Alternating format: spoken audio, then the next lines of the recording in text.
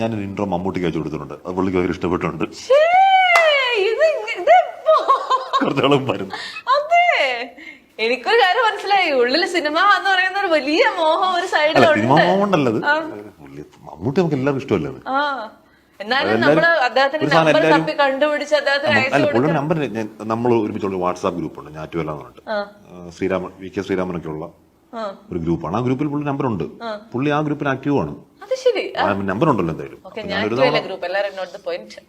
കുറെ ആൾക്കാർ നല്ലതെന്ന് പറഞ്ഞിട്ടുണ്ടായിരുന്നു. മാധ്യമ പ്രവർത്തകർക്ക് ഒരു പ്രത്യേക പ്രിവിലേജ് ഉണ്ടെന്ന് തോന്നിയിട്ടുണ്ടോ? നെവർ. ഇല്ല, ഒരു പ്രിവിലേജ് ഇല്ല എന്ന് തോന്നിയിട്ടുണ്ട്. ആണ് അതിന് വിഷമം തോന്നിയിട്ടുണ്ടോ? ഒരു പ്രിവിലേജ് ഇല്ല. ഞാൻ ആ പ്രിവിലേജ് ഉണ്ടോ, കുറെ ആൾക്കാരുണ്ടെന്ന് കരുതുന്നവരുണ്ടാകാം. ഞാനൊരു കാലത്തും ആ പ്രിവിലേജിന്റെ എന്തെങ്കിലും എടുക്കാൻ ശ്രമിച്ചിട്ടില്ല, ശ്രമിക്കുകയില്ല. ആരാധികമാരുടെ മെസ്സേജുകൾക്ക് പലതവണയും മറുപടി കൊടുത്തിട്ടുണ്ട്. അവരെ പ്രോത്സാഹിപ്പിക്കാറുണ്ടോ, നിരുത്സാഹപ്പെടുത്താറുണ്ടോ? എന്താണ് ഇപ്പം നമ്മളെ താങ്ക് യു ഇനി കീപ് വാച്ചിങ് എന്നൊക്കെ പറയാറുണ്ടോ? അല്ലാതെ അത്രേ ഉള്ളൂ.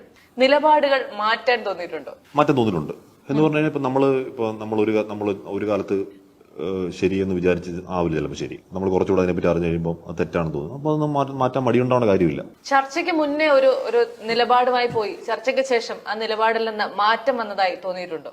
ഞാൻ പറഞ്ഞത് ഇപ്പൊ നമ്മൾ ചിന്തിച്ച മാത്രമല്ലായിരുന്നു പൂർണ്ണ ശരി, അങ്ങനെ തോന്നിയിട്ടുണ്ട്. ചർച്ച കഴിയുമ്പോഴത്തേക്ക് അങ്ങനെ തോന്നിയിട്ടുണ്ട്. ഓഫ്കോഴ്സ് തോന്നിയിട്ടുണ്ട്. 1-2 വിഷയങ്ങൾ തോന്നിയിട്ടുണ്ട്.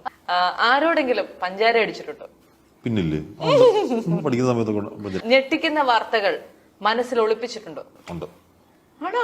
അതിഥികളായി എത്തിയവർ എപ്പോഴെങ്കിലും ശത്രുക്കളായി പോയിട്ടുണ്ടോ? പിണക്കമുണ്ടായിട്ടുണ്ട്. ഒരാൾ ഒരു പിണക്കം ഒരു ദീർഘനാൾ നീണ്ടു നിന്നിട്ടുണ്ട്. പക്ഷെ ഞാൻ അത് പിന്നാലെ നടന്ന് പരിഹരിക്കും. അത് ശരി. പിണങ്ങി നിൽക്കാൻ അത് ശരിയല്ലല്ലോ. അല്ല, അങ്ങനെ ഒരു എഫേർട്ട് എടുക്കാനായിട്ട് തോന്നിപ്പിക്കുന്ന എന്താണ്? നമുക്ക് ഇനി നാളെ ഇവരെ കാണേണ്ടതാണ് എന്നുള്ളത് കൊണ്ടാണോ? അതോ അങ്ങനല്ല. ഇപ്പൊ നമ്മുടെ ഒരു ചോദ്യം കാരണമാണ്. ഇപ്പൊ നമ്മളൊരു ശരിയായ ചോദ്യം നിരന്തരം ചോദിച്ചുകൊണ്ടിരുന്നതുകൊണ്ട് പുള്ളി പിണങ്ങി.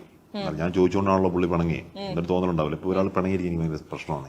അപ്പൊ ഞാൻ വിളിക്കും. അപ്പൊ ഇപ്പൊ ഒരാളെ ഞാൻ നിരന്തരം വിളിച്ച്, ഒരാൾ ഇപ്പോഴും മെരുങ്ങാൻ നിപ്പുണ്ട്. ഒരാള് എന്നെ ഭയങ്കര ഇഷ്ടമായിരുന്നു. ഒരു പ്രത്യേക സമയമായപ്പോഴത്തേക്ക് പുള്ളി പിണങ്ങി.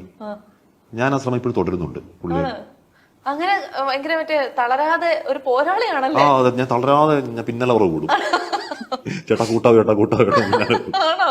ഇങ്ങനെയൊന്നും ചേട്ടനെ കുറിച്ച് ഞങ്ങൾ വിചാരിച്ചിട്ടേ ഇല്ലായിരുന്നു. ചേട്ടന്റെ ഉള്ളില് ഇത്രയും ഒരു ലോലനായ ഒരു കവി ഹൃദയം ഉണ്ടെന്ന് ഞങ്ങൾക്ക് അറിയില്ലായിരുന്നു. മനുഷ്യന്മാരോട് പിണങ്ങിയിരിക്കുന്നത് എനിക്ക് ഇഷ്ടമല്ല. ആണ്.